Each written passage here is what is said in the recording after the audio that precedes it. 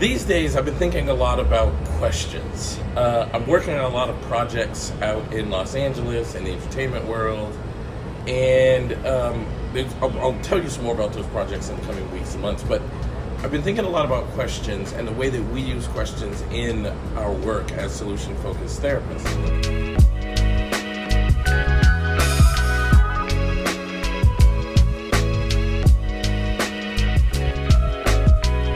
So, a lot of people think that what we're doing is asking questions. And that's true, but the difference between a question and a solution-focused brief therapy question is very specific. A question's a very selfish thing. If I ask you a question, I'm forcing you to think about the thing within my question.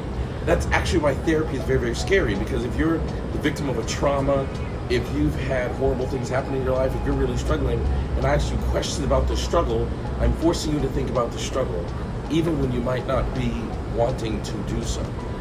If I ask you a question about something, like if I say, like, where'd you get that shirt? I'm asking you that because I want to know about that shirt. So in both of those examples, questions become very selfish. In solution-focused brief therapy, I'm asking you a question in the hopes that you will say something to improve your life. The whole point of these questions is to elicit a response from the client that will make a difference for them. So a lot of times as therapists, like, we're trying to figure out the client problem, and we're asking questions as tools of assessment. But I'm actually asking questions to elicit a response so the client can say something to change their life. So, for example, if I've experienced a trauma, I'm going to say something like, how'd you get through that trauma?